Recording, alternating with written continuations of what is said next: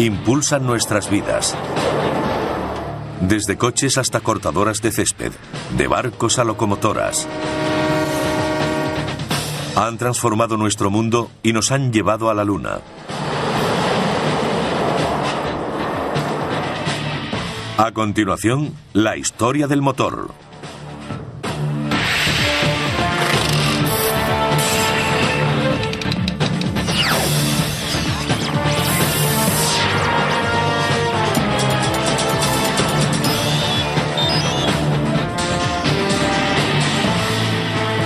Maravillas modernas. Durante 3 siglos, estos ingeniosos diseños han sido la máxima expresión de la búsqueda de la excelencia técnica. Y a través de muchas generaciones de progreso tecnológico, han tenido un profundo efecto en nuestra forma de trabajar y viajar. La máquina de vapor reemplazó al caballo.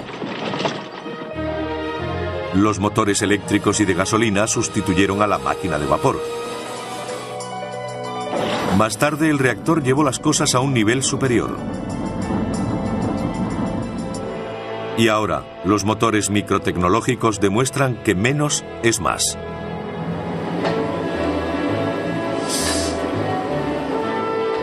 Este proceso de siglos se inició cuando la máquina de vapor marcó el comienzo de la revolución industrial. Liberó a la humanidad de su total dependencia de fuentes primarias de energía, como el viento, el agua y el músculo. Las máquinas de vapor se usarían para impulsar maquinarias de fábricas, trenes, barcos, tractores y automóviles. El primer medio de transporte que utilizamos fueron los animales. Cuando se inventó la máquina de vapor, pudimos mover más volumen, más rápido y de forma más segura que cuando se hacía con animales. Eso fue un cambio enorme. La gente se sentía menos atada a las pequeñas ciudades. Podían vivir en el campo y seguir conectados con la ciudad. En un motor de émbolo, el vapor entra por un extremo en el cilindro y lo empuja hacia atrás. Luego entra por el otro extremo, empujándolo hacia el lado contrario. El vapor se genera en una caldera, un recipiente metálico donde se calienta el agua usando madera, carbón, aceite o gas natural como combustible. Una turbina de vapor es como un molino, con la diferencia de que sus aspas son movidas por vapor a alta presión en lugar de viento. Aún hoy, las turbinas de vapor son muy utilizadas. De hecho, se emplean para generar la mayor parte de la electricidad que consumimos. El científico griego Herón de Alejandría construyó la primera máquina de vapor del mundo hace unos 2000 años. Básicamente se trataba de una esfera metálica con 2 boquillas opuestas. Cuando se introducía vapor en la bola, ésta daba vueltas. Herón expuso su invento en el Serapion, un museo de Atenas, donde entretuvo a los visitantes durante años, aunque solo fue considerado un juguete interesante. En 1705, 2 ingenieros británicos, Thomas Avery y Thomas Newcomen, crearon una gran máquina de vapor que podía utilizarse para bombear el agua de las minas de carbón inundadas. Empleaba un émbolo que subía y bajaba dentro de un cilindro hueco.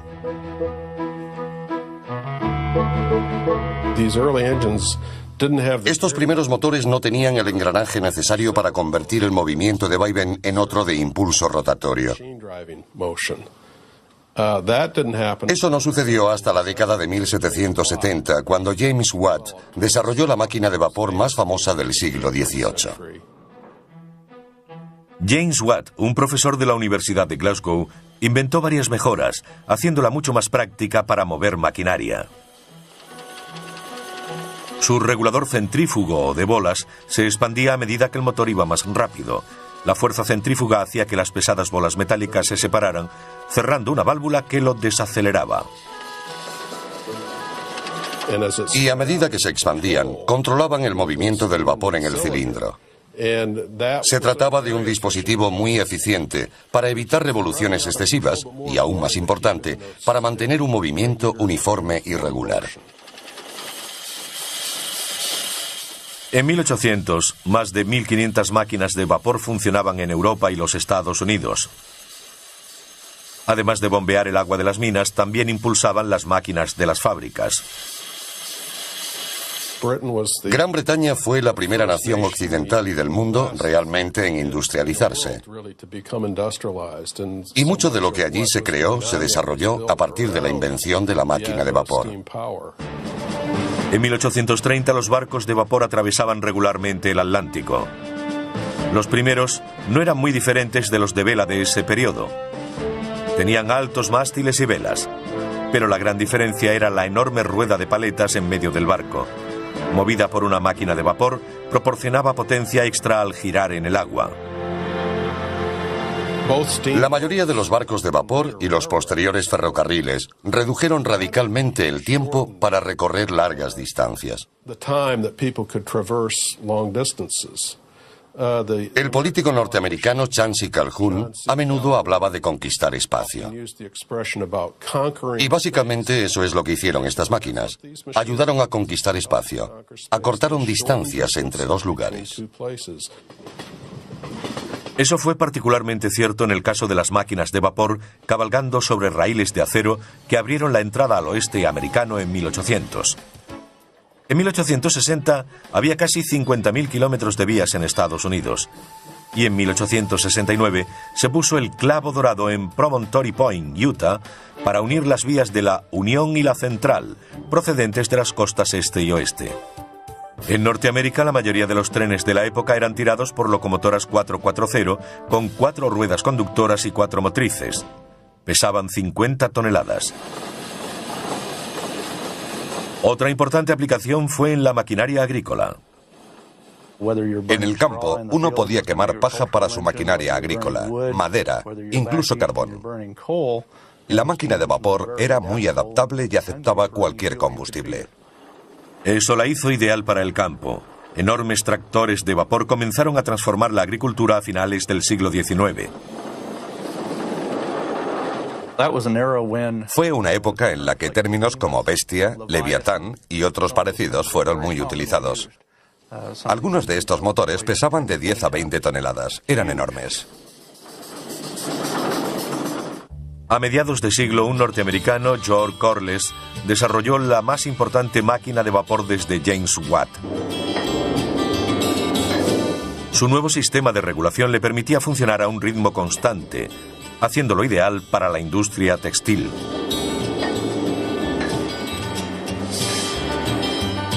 Este motor de Corliss, recientemente restaurado, fue uno de los 3 instalados en un molino de azúcar al sur de California en 1911. Durante 67 años, impulsó maquinaria para la obtención de azúcar de remolacha. Tenían vapor para cocer y limpiar las remolachas. Movía toda la maquinaria y un generador de la fábrica. Así tenían luz y energía para todo lo demás.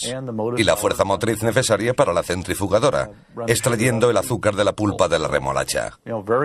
Era un sistema muy eficiente. La máquina de vapor lo hacía todo. El enorme volante pesaba 8.500 kilos y el conjunto unos 40.000. El motor de 300 caballos prestó servicio hasta 1978, cuando se derribó la azucarera Holly de Santa Ana. Un tipo completamente nuevo de máquina de vapor sin pistones fue presentado por 2 ingenieros a finales de 1800. Charles Parsons, de Gran Bretaña, y Carl de Leval, de Suecia. Y no es el único tipo de máquina de vapor que sigue hoy en uso. Las turbinas, que utilizan la presión del vapor para hacer girar las aspas de un rotor, son más compactas que los motores de émbolo. Y normalmente permiten temperaturas superiores y una mayor expansión del vapor. Todo ello implica más potencia. A principios de 1900 navegaban por el Atlántico varios buques impulsados por turbinas, y en 1920 ya habían sustituido a los antiguos motores de émbolo en los grandes transatlánticos. Desde el Queen Mary, votado en 1934, hasta el Estados Unidos, votado en 1951, eran propulsados por turbinas de vapor. Actualmente, portaaviones y submarinos de la Marina estadounidense son propulsados por turbinas de vapor con combustible nuclear. Es muy probable que el televisor que ahora mismo está mirando funcione gracias al vapor. La mayoría de las centrales eléctricas, sobre todo en Estados Unidos, utilizan turbinas de vapor, incluyendo las nucleares como esta.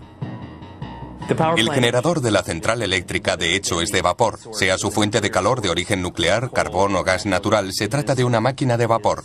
Resulta algo irónico que todavía usemos una tecnología que fue inventada hace casi 200 años. El agua circula a través del núcleo, adquiere el calor de la fisión y llega hasta los generadores de vapor, donde se convierte en vapor al instante. A continuación recorre los conductos de vapor hasta la turbina principal y la hace girar para producir electricidad. Puede que las turbinas tengan vigencia, pero los motores de émbolo llevan mucho tiempo en silencio. En Estados Unidos no se fabrican desde los años 50.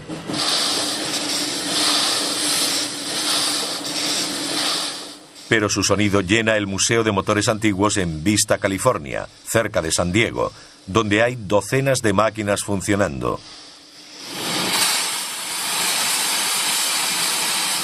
En su día fueron impresionantes imágenes de una potencia sin precedentes.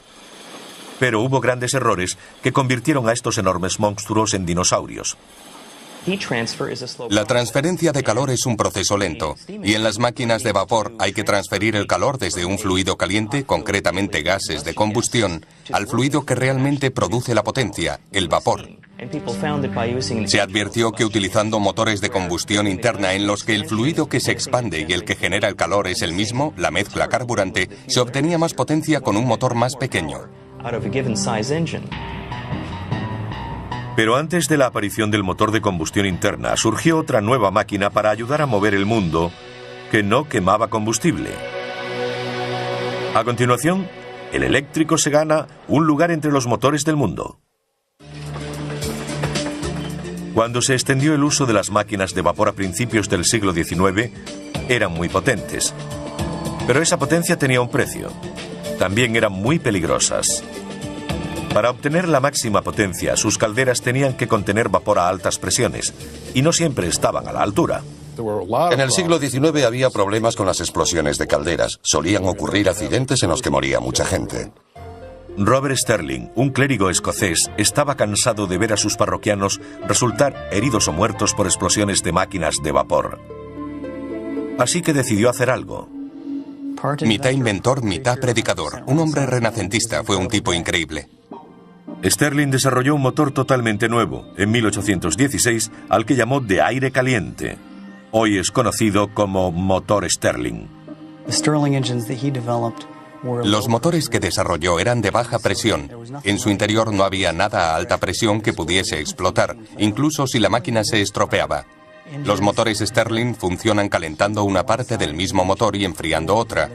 En su interior hay un mecanismo que hace circular el aire entre el lado caliente y el frío. Cuando está en la parte caliente, el aire se expande y empuja un pistón. Y cuando pasa por el lado frío, se contrae tirando del pistón.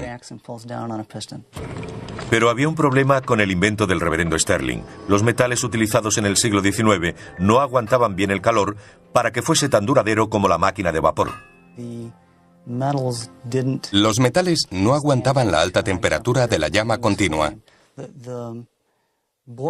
La caldera es la parte de la máquina de vapor que está expuesta a la llama continua, mientras que en el Sterling es el cilindro, una parte diferente. Pero con la metalurgia moderna, algunos creen que el motor Sterling ahora podría ser viable. Brent van Arsdale fabrica pequeños motores de demostración que revelan las capacidades del invento del reverendo Sterling. Uno de ellos funciona con el calor desprendido de una taza de café. Pero lo más sorprendente es que también funciona con el aire frío de un cuenco lleno de hielo.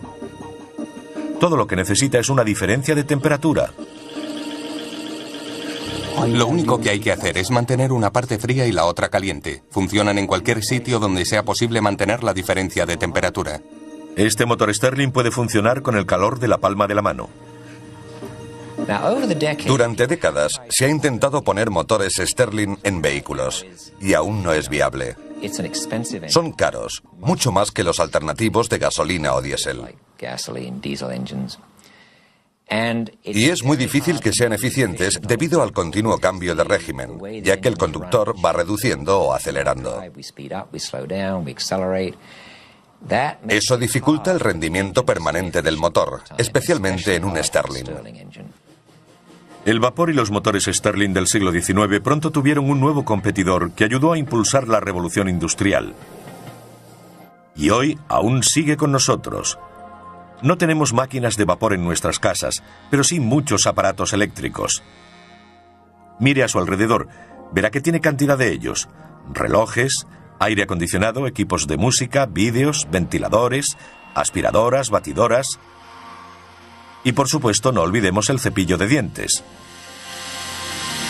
Todos son accionados por motores eléctricos. Sin ellos ni siquiera podríamos hacer esta entrevista. Más valdría quedarse en la cama, salvo que uno quisiera volver a los días de los carros y los caballos.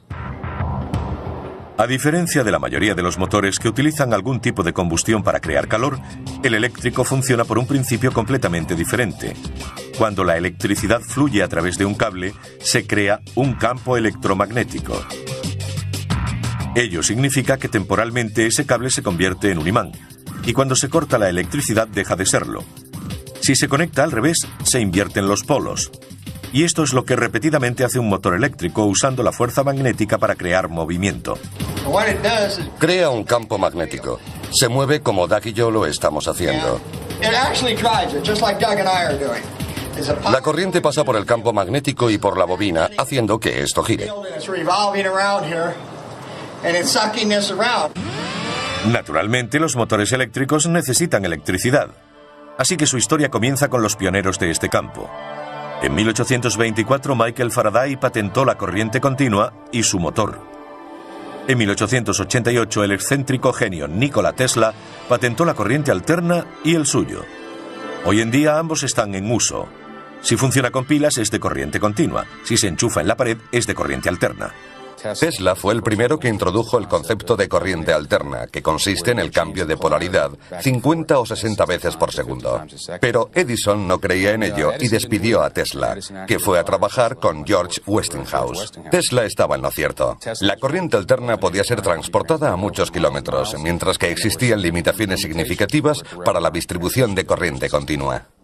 George Westinghouse adquirió las patentes para el sistema de corriente alterna de Tesla, y en 1891 montó la primera línea de corriente alterna de alta tensión en California, conectando San Antonio Canyon con Pomona y San Bernardino. En 1894, Westinghouse empezó a fabricar otro de los inventos de Tesla, el motor de corriente alterna. Los primeros equiparon a algunos de los coches primitivos junto con las máquinas de vapor y los motores de combustión interna que usaban combustible como la gasolina para mover un pistón.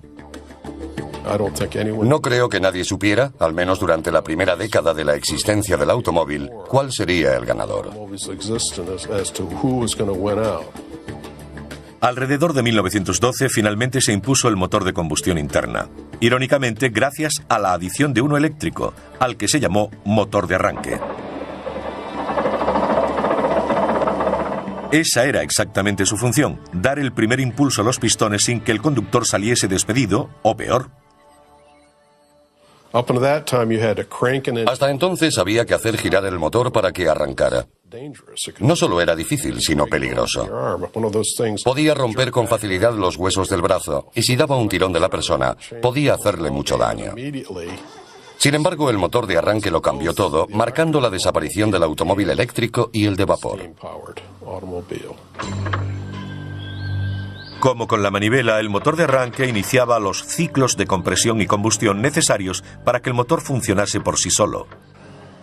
Algunos de los mayores motores eléctricos se hicieron para los ascensores. En 1933, Westinghouse construyó los más rápidos del mundo para el Rockefeller Center de Nueva York. En 1972, instaló los ascensores en el que era por aquel entonces el edificio más alto del mundo, la Torre Sears, en Chicago.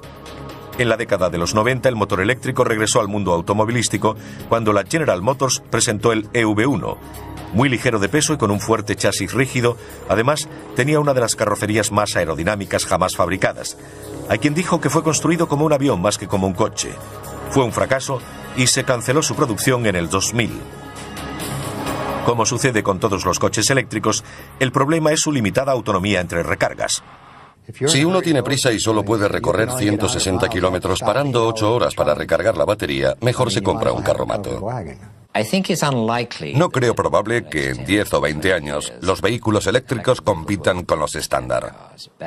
La tecnología de las baterías no es lo bastante buena y cuesta mucho, aplicada a la escala que requiere la cantidad de energía necesaria para propulsar un vehículo. Si se redujera su tamaño y aceptásemos una autonomía limitada, los coches eléctricos podrían resultar interesantes, porque realmente no producen emisiones cuando circulan. Puede que ellos no contaminen, pero sí ocurre donde se genera la electricidad que necesitan para recargar sus baterías, ya que la mayor parte proviene de centrales que queman combustibles fósiles. Como los vehículos eléctricos precisan baterías de duración limitada o líneas aéreas a las que conectarse, han tenido más éxito en el transporte público que en el privado. Ciudades como Los Ángeles introdujeron los primeros tranvías eléctricos a principios del siglo XX. Y en algunas ciudades todavía existen. Prácticamente todos los sistemas de metro y de transporte ferroviario ligero usan motores eléctricos. ¿Por qué llamamos motores eléctricos al resto de máquinas que impulsan nuestra vida cotidiana? Ese es un tema de debate, una discusión que podría mantener a científicos e ingenieros ocupados durante horas. A veces se refieren a él como el gran debate. No creo que haya una respuesta clara. Técnicamente usamos la palabra motor para designar a un dispositivo que toma energía de alguna fuente, como un combustible, y la convierte en energía que podemos utilizar para accionar algo. Personalmente, cuando pienso en un motor, lo hago en uno térmico. Yo soy termodinamicista y me refiero a motores térmicos. Incluso en la industria hay muchas incongruencias respecto a la nomenclatura. Yo no llamaría motores a los mecanismos básicos como los eléctricos. ¿Y cómo explicaríamos el nombre de los fuera borda que llevan motores en su interior? Es una buena pregunta. Nunca he dicho que fuésemos coherentes en cuanto al uso de esos términos. En la automoción, un motor puede ser una máquina eléctrica o de combustión interna. Entonces, ¿cómo llegó Detroit a convertirse en la ciudad del motor? Otra buena pregunta. A continuación, el motor de combustión interna crea una industria nueva en Motown, y el mundo se vuelve loco por el automovilismo. En hora punta, en una ciudad como Los Ángeles, resulta terriblemente obvio cómo el motor de combustión interna cambió el mundo. La próxima vez que se encuentre en un atasco como este, piense en Etienne Renoir. Él diseñó el primer motor de combustión interna en 1860. Como las primeras máquinas de vapor, fue desarrollado para bombear el agua de las minas de carbón inundadas. Todo un éxito, se vendieron unos 5.000. En 1876, 16 años más tarde, Nicolaus Otto patentó el primer motor de 4 tiempos de combustión interna. Se utiliza en casi todos los coches actuales, por lo que deberíamos hablar de industria automovilística. Aún hoy, utilizamos el mismo ciclo de 4 tiempos y apenas lo hemos modificado. Hay un pistón dentro de un cilindro, una biela y un cigüeñal, como sencillo mecanismo para convertir el movimiento de subida y bajada del pistón en el movimiento rotatorio de árbol de transmisión. Es lo que inventó y lo que aún utilizamos. En 1892, Rudolf Diesel patentó el motor diésel. Es similar al motor de combustión interna corriente, salvo que no tiene bujías. Se aspira aire en el tiempo de bajada. Luego es comprimido en el de subida, lo que hace que aumente mucho de temperatura. El aire se calienta tanto que cuando se inyecta el gasóleo, la mezcla del combustible y el aire arde. Mercedes-Benz produjo en serie los primeros automóviles diésel en los años 30. Por su robustez y potencia, los motores diésel de los distintos fabricantes son ampliamente utilizados en grandes camiones y maquinaria pesada. A medida que evolucionaban tanto los de gasolina como los diésel, cambiaron la forma en que se construían las ciudades. También cambiaron la forma de combatir. En la Segunda Guerra Mundial, la producción alcanzó un récord máximo en Estados Unidos. Los nuevos motores hechos en Detroit impulsaron el esfuerzo bélico. Los industriales norteamericanos utilizaron su equipamiento y conocimientos para fabricar 4 millones de motores de todo tipo y tamaño, para camiones, tanques y aviones. La construcción de esta fábrica kilométrica a las afueras de Dearborn, Michigan, costó al gobierno $65 millones. Bajo la dirección de Henry Ford produjo 57.000 motores de avión y 9.000 bombarderos. Otras plantas de Ford produjeron 250.000 de tanques y jeeps. Al confiar en los motores de pistones para nuestros cazas y bombarderos, la industria automovilística adaptó sus instalaciones de fabricación para estas aplicaciones. Y la producción de coches disminuyó mucho. Hasta los años 50, la mayor parte del desarrollo del motor se concentraba en hacerlos más potentes y baratos de fabricar. Más tarde apareció en el horizonte algo llamado humo, y por ello la tecnología tuvo que acelerar en una dirección diferente. Los sistemas de control de contaminación presentados por todos los fabricantes de automóviles en los años 60 y 70 redujeron las emisiones, pero también disminuyeron la potencia, ya que reducían la toma de aire. Un motor que no puede respirar libremente es menos potente. En la vida del motor de combustión interna, la mayoría de los desarrollos han sido evolutivos, pero uno de ellos fue revolucionario. El inventor alemán Felix Wankel ideó un diseño nuevo y sencillo en 1924. Pero hasta 1957 no se construyó el primer motor rotativo Wankel verdaderamente funcional. Era una innovación espectacular. Gracias a su movimiento giratorio, en vez del de subida y bajada como el de pistones, reducía drásticamente la vibración. A lo largo del tiempo, mucha gente ha intentado idear una geometría mejor. Hay algunos aspectos negativos en esta sencilla disposición de cilindro, pistón y biela. La masa se mueve arriba y abajo y de esa forma es difícil evitar la vibración resultante. Pero hasta ahora, con la sola excepción de Wankel, nadie ha inventado una geometría que alcance producción mundial. Es este rotor de forma más o menos triangular el que se mueve dentro de un contenedor, pero no simétricamente. Está descentrado y al girar, el rotor triangular comprime o expande, igual que el pistón con su movimiento de subida y bajada en el cilindro. Me siento muy unido al motor rotativo, sin duda alguna. Kobi Kobayakawa, jubilado recientemente, dirigió el proyecto del gran éxito de Mazda, el RX-7 con motor rotativo. Esta es la única parte móvil del motor rotativo. No tiene válvulas de admisión o escape ni árbol de levas. Básicamente solo hay dos partes móviles, los dos rotores. En cambio, en un V6 están los pistones, las bielas, las válvulas y el árbol de levas. Puede haber unas 50 piezas móviles. En 2001, Mazda completó el desarrollo de un nuevo modelo de motor rotativo llamado RX-8. Puede parecer pequeño, pero con sus 255 caballos puede competir con otros mucho mayores de pistones. Es el único coche de serie que carece de pistones. Kobi Kobayakawa habló con Felix Wankel pocos años antes de la muerte del inventor, en 1888. Yo le admiraba desde hacía muchos años. Su forma de ver el motor rotativo de Mazda siempre fue como la de un padre a un hijo.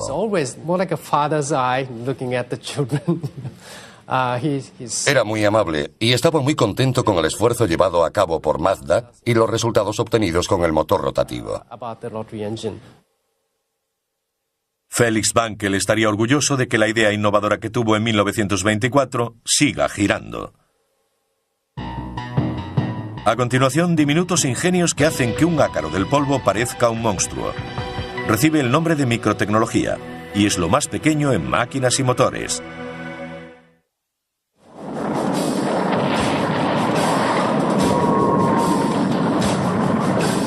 ...1941. El mundo está en guerra. Es el momento de un nuevo avance tecnológico. Aparece el reactor. El motor a reacción es una turbina de gas. La rápida expulsión de los gases de escape por detrás proporciona el impulso. El compresor y la turbina comprimen los gases para suministrar el flujo a alta presión que es necesario expulsar, y la turbina suministra la energía necesaria para accionar el compresor. La restante es para la impulsión. Imaginemos que estamos haciendo galletas de una en una. Ponemos una pequeña cantidad de masa en una bandeja, la metemos en el horno, esperamos a que se haga y la sacamos. Pues eso es lo que hacemos en el motor de combustión interna de pistones alternativos.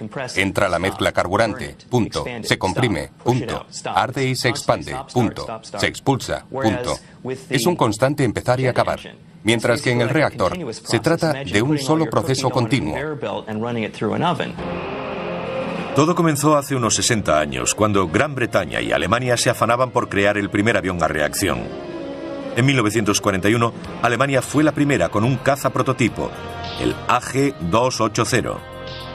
Un año más tarde tenían otro incluso mejor, el ME-262. Fue el primer avión a reacción del mundo fabricado en serie. El primer reactor británico, el caza Gloster Meteor, hizo su primer vuelo de prueba en marzo de 1943. Desde entonces se ha evolucionado hasta llegar a esto. Airbus Industries desarrolla lo que algunos llaman el Super Jumbo. Un avión de 2 plantas, un 50% mayor que el Boeing 747 y capaz de transportar de 600 a 700 pasajeros.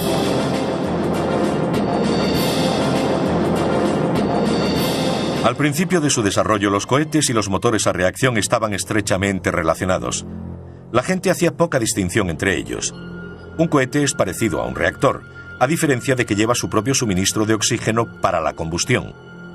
Los aviones a reacción toman el oxígeno del aire. Los cohetes lo obtienen del tanque de oxígeno que llevan a bordo, lo que significa que pueden volar por el espacio, donde no hay oxígeno. A los experimentos con cohetes de Robert Goddard en Estados Unidos a principios de los años 30 le siguieron los de Werner von Braun en la Alemania nazi, que le llevó al desarrollo de los cohetes V2 que cayeron sobre Gran Bretaña durante la Segunda Guerra Mundial. We knew that we had created a new means of warfare. La tecnología de cohetes de Goddard y von Braun permitió futuros desarrollos como la ruptura de la barrera del sonido por Chuck Yeager en 1947, el lanzamiento del satélite ruso Sputnik en 1957 y el alunizaje del Apolo 11 en 1969. Hoy los 3 cohetes principales que impulsan la lanzadera espacial originan un empuje equivalente a 37 millones de caballos. Es lo que producirían 23 presas Hoover juntas. Los motores consumen casi 250.000 litros de hidrógeno líquido por minuto. Son móviles y se utilizan para controlar la lanzadera durante el vuelo. También proporcionan empuje adicional durante el lanzamiento, complementando a los 2 enormes cohetes propulsores que caen al mar tras el despegue. Durante décadas, los nuevos avances tecnológicos han llevado a la creación de mayores motores. Pero uno de los campos de investigación actuales más excitantes implica la creación de unos diminutos que caben en la punta de un dedo. La microtecnología es un área de investigación en creciente expansión que surge a partir de la miniaturización de los componentes electrónicos. Algunas de estas técnicas se usan para construir motores microtecnológicos. Hay muchas ventajas en reducir el tamaño de las cosas. Al miniaturizar algo, el peso baja, la dimensión elevada al cubo. Pero la fuerza propulsora disminuye a la dimensión al cuadrado. Así que a medida que se reduce de tamaño, aumenta la propulsión respecto al peso. El profesor Martin Schmidt del Instituto de Tecnología de Massachusetts ha desarrollado un motor a reacción del tamaño de un sello de correos. ¿Pero por qué lo hizo? En primer lugar, porque es muy divertido. Y en segundo lugar, porque hay muchas aplicaciones para este tipo de propulsión, como aviones o satélites en miniatura. Los diminutos motores a reacción del profesor Schmidt funcionan exactamente igual que los de un Boeing 747. Este sería un motor de turbina, donde el aire accedería a través del hueco central. Luego se inyectaría el combustible por una serie de puertos que hay aquí. El aire y el combustible se mezclarían a través de un compresor en un volumen de combustión que está alrededor, en esta parte. Y luego pasaría a través de la turbina para acabar siendo expulsado por aquí. Dentro se encuentra este pequeño disco que gira a 1,5 millones de revoluciones por minuto. Los científicos del Instituto de Tecnología de Massachusetts creen que este motor podría impulsar un avión diminuto con una envergadura de unos 8 centímetros. Cientos de estos baratos microreactores desechables podrían servir para misiones de reconocimiento de las Fuerzas Armadas o para el estudio climático. Otra aplicación en la que los científicos tienen grandes esperanzas es la generación de electricidad para sustituir a las pesadas y menos eficaces baterías de los ordenadores portátiles, por ejemplo.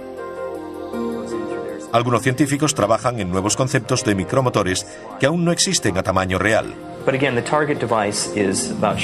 Nuestro objetivo es crear un dispositivo del tamaño de un botón que esperamos genere unos 50 milivatios, suficientes para alimentar un teléfono móvil o una agenda electrónica. Varios juntos servirían para un ordenador portátil. Si tomamos una mezcla de aire y combustible, la introducimos en el centro de la espiral de intercambio de calor y la quemamos, podríamos utilizar gases resultantes de la combustión para precalentar la mezcla entrante.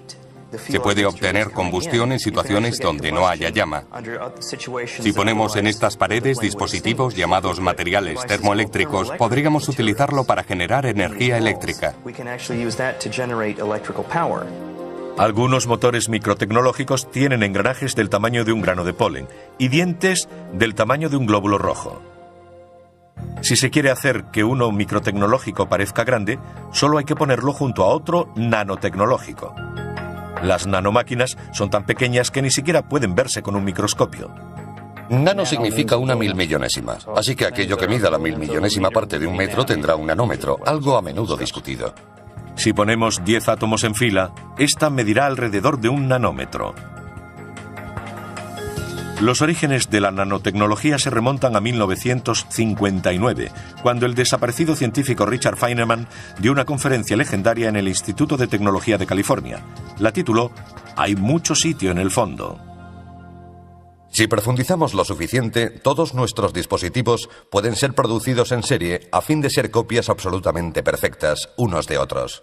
Quiero construir 1.000 millones de fábricas diminutas, exactamente iguales, que trabajen simultáneamente taladrando, estampando. El asunto consistía en hacer las cosas cada vez más pequeñas. Y él no veía ninguna violación de las leyes físicas, por ejemplo, la de la termodinámica, para crear cosas realmente pequeñas. Es mi intención ofrecer un premio de $1.000 a la primera persona que construya un motor eléctrico operativo de 0,2 centímetros cúbicos. El premio fue reclamado hace años, pero el profesor Ross Kelly de la Universidad de Boston quiso superar el desafío de Feynman. Pretendemos crear una especie de molécula que es mucho más pequeña que la medida que él fijó. Así, 40 años después, intentamos dar una respuesta final al desafío, haciéndolo a la menor escala posible. El profesor Kelly tuvo éxito al manipular 78 átomos para crear un motor consistente en una sola molécula personalizada. El diseño original, que por supuesto es mucho más pequeño que esto, consta de 2 partes. Una giratoria que parece un engranaje con 3 aspas y otra que hace las veces de trinquete. Se suponía que debía rotar así. Cada esquina representa un átomo de carbono con uno de hidrógeno, que está conectado a la esquina siguiente por un enlace entre los 2 átomos de carbono. La siguiente esquina también se une al otro mediante un enlace entre los átomos de carbono, y gracias a las leyes de la química se puede predecir la longitud de las distancias y la geometría.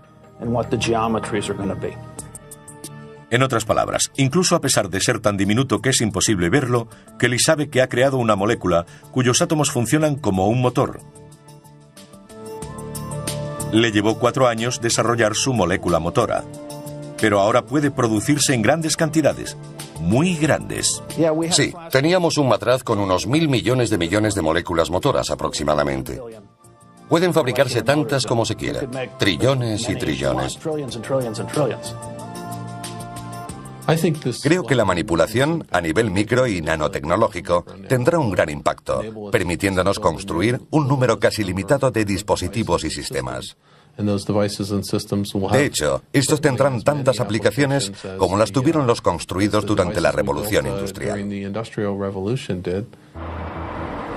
A continuación, los coches que pueden combinar lo mejor de ambos mundos, híbridos impulsados por un motor de gasolina y otro eléctrico.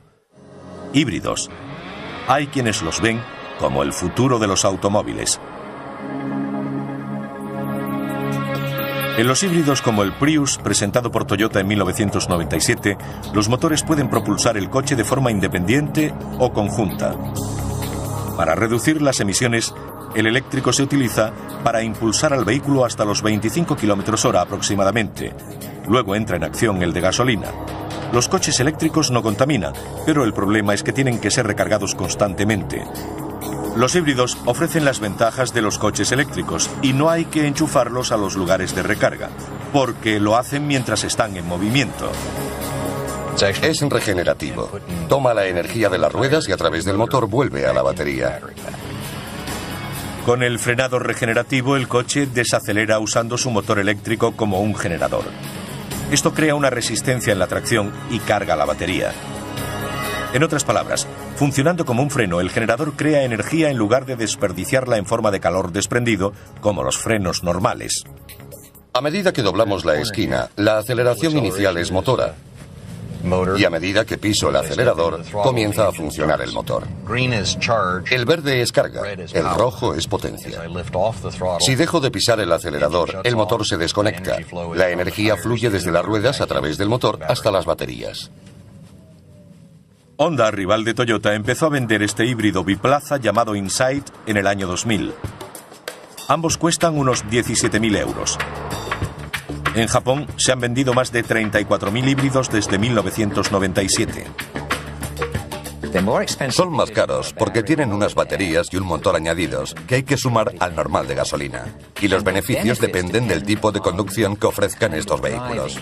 En Japón casi doblan las ventas de vehículos diésel, ya que sus autovías están muy congestionadas, la conducción es lenta y hay que estar todo el tiempo parando y arrancando. Si lo comparamos con el tipo de conducción que tenemos en Norteamérica, donde las autovías están menos congestionadas y conducimos a más velocidad y mayores distancias, los híbridos no resultan tan atractivos. Los trenes han utilizado el concepto de híbridos desde hace años. Las locomotoras que llamamos diésel son realmente diésel eléctricas, con un potente motor diésel que genera electricidad para que los motores eléctricos muevan las ruedas. Sin embargo, los híbridos no son la única esperanza del futuro de los automóviles. También está el hidrógeno. En el año 2000, BMW presentó el primer coche de fabricación en serie del mundo que podía trabajar con hidrógeno o gasolina. Cuando se cambia el modo para que funcione con hidrógeno, es como desactivar la contaminación. Lo único que sale del tubo de escape es vapor de agua. Pero el hidrógeno tiene un precio. La pregunta clave es, si alguien quiere hidrógeno, ¿dónde lo consigue? La forma más económica de obtenerlo es a partir del gas natural, que contiene carbono. Así que al producir hidrógeno, liberamos carbono a la atmósfera, algo que no ayuda mucho al efecto invernadero. Si obtuviésemos el hidrógeno a partir de la energía nuclear o solar, quizás pudiéramos encontrar una forma económica de hacerlo sin liberar dióxido de carbono.